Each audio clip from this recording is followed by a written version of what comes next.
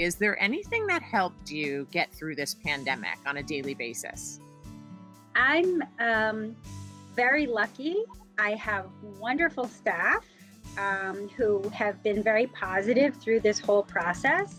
My son, who's in college, came home, so he's not happy about that in terms of, missing out on his friends and his year in college.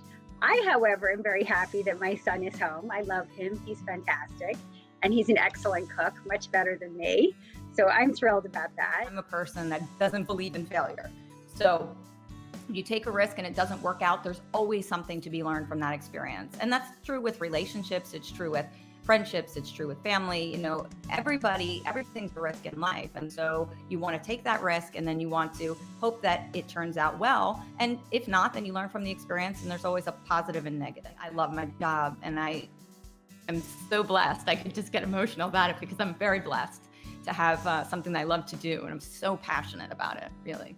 All I can say as an organization is, again, because we do this work every day, and part of doing this work is showing up and being there and having these relationships, and not just in times of crisis, but being there and standing with our Black community and with our communities of color, every day, that when something like this happens, and, we as an organization, myself as a leader, myself as a white woman, obviously, picked up the phone, spoke to Black leaders in our community and said, obviously we're here. What can we help? How can we stand with you? How are you managing, and what are your strategies for continuing to service your clients and the staffing needs of those people out there during these uncertain times? It's definitely challenging, but one of the blessings of being an entrepreneur is always thinking outside of the box and trying to come up with new solutions. So when the pandemic hit, immediately we went into action. What can we do? How can we position the business to really move forward with how things are progressing?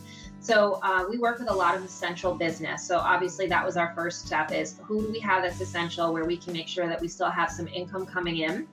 And we also said, how can we change some of the things that we recruit and place for so that we're also helping in this time? But the thing that I think has been the most fun is we figured, how can we still maintain contact with our clients and our candidates, knowing that they may not have needs right now?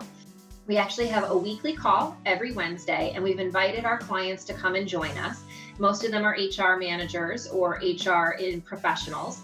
And we spend an hour talking about what they're experiencing in their workday right now, what challenges they're facing, and we swap ideas. Laura, why don't we start with just telling everybody exactly what the product is? Absolutely. So we are an innovative service that allows parents and caretakers to book our services, to come on site, to sanitize, disinfect, and clean their child's car seats. And we've also expanded to strollers.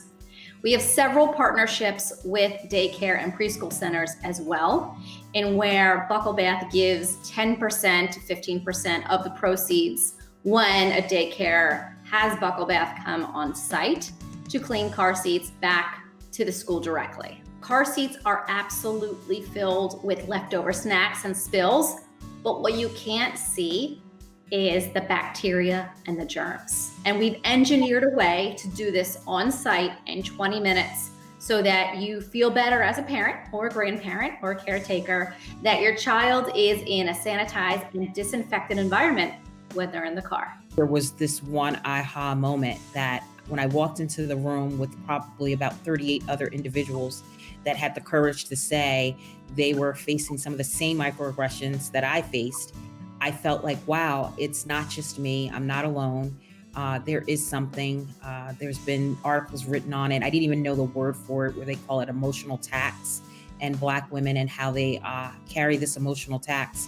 And so I've now learned that I do have to have my authentic voice, and I do need to lend my voice to help solve some of the problems. And I can reflect now that I do have a niece that's entering the corporate world, and she's 25, and she wrote this beautiful letter utilizing her authentic voice. And for me, it was like a wake up moment. Why couldn't I have done that at 25? But what I thought about is maybe my journey helped her to have her authentic voice at 25. So that's been my, takeaway moment from everything in my career thus far.